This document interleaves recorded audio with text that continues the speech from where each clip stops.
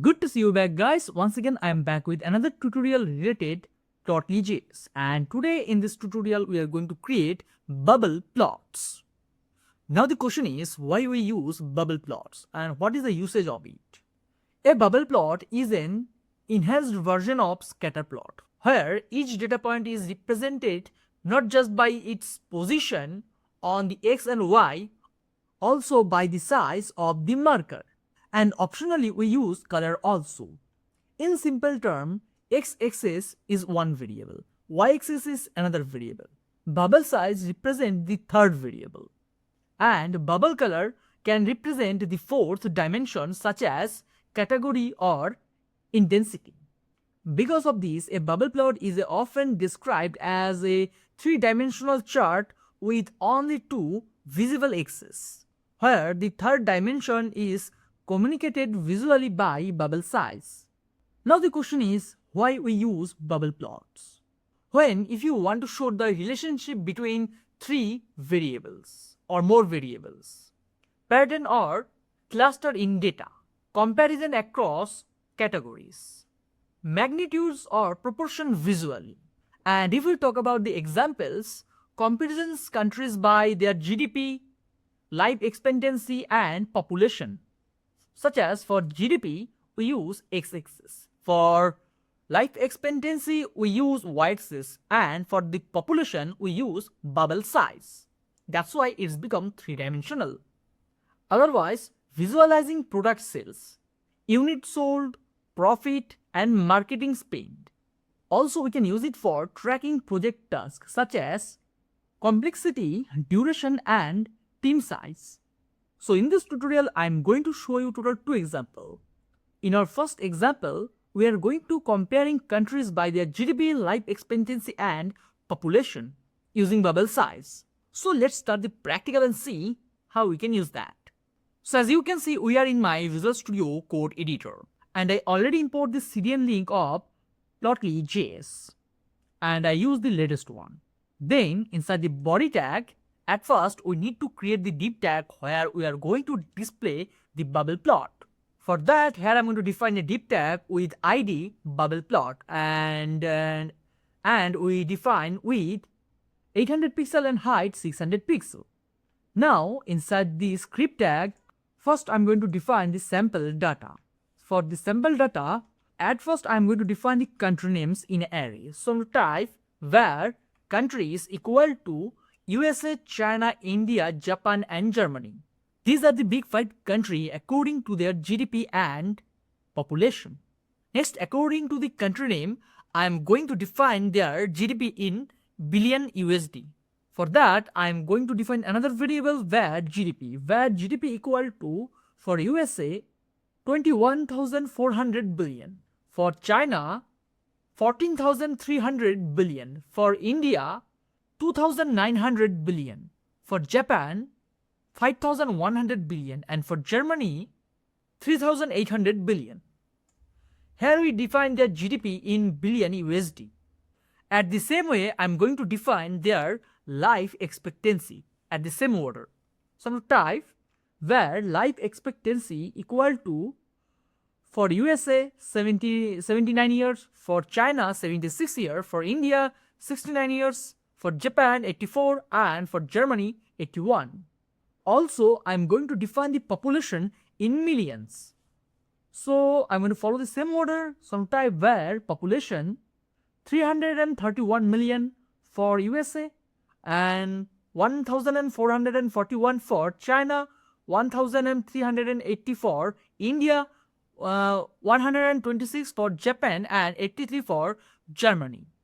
So these are the country names, and I'm going to show their GDP in x-axis direction, and in our y-axis direction I'm going to show life expectancy, and in bubble size I'm going to show the population. So as you know, we are going to display the population in bubble size, but you can see the numbers, they are too big, so you need to scale it down. For that, I'm going to define another variable, bubble size. I will define where bubble size equal to population dot map method, and inside the round braces Here P represent the population. Population equal to greater than P divided by 2. Now what does that mean? What it's going to return? At first you need to try to understand large population create huge bubble and it is very hard to view. So we scale down each population by dividing by 2. And as you know, map method apply the function to every element in that array. Map method work with array. So we don't need to run loop for that.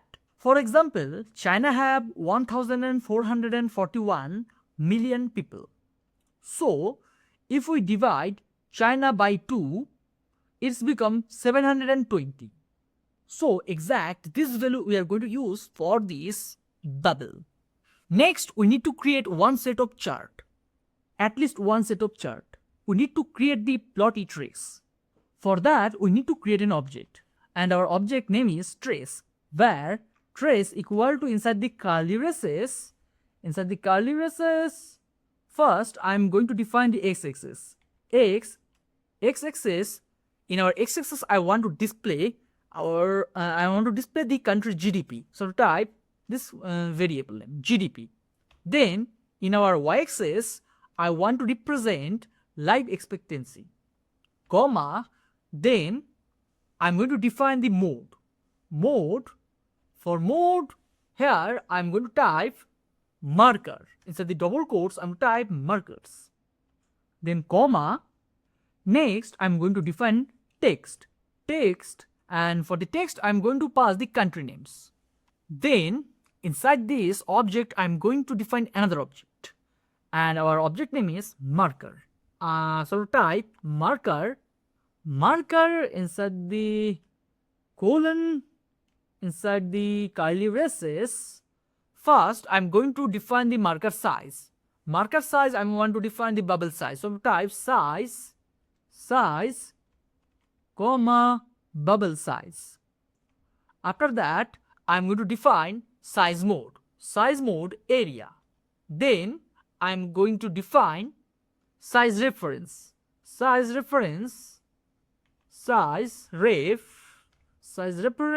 I want 2.0. Then comma. After that I'm going to define color. For color, in color I'm going to pass the populations variable, population. After that we need to define the color scale. So type color scale varies. Then show scale I'm going to make it true. Then I'm going to semicolon to end the line. So we create the object. Here we create one trace. A trace means one set of data for the chart.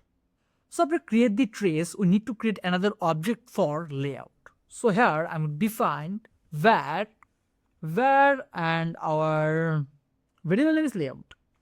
Layout equal to inside the curly braces.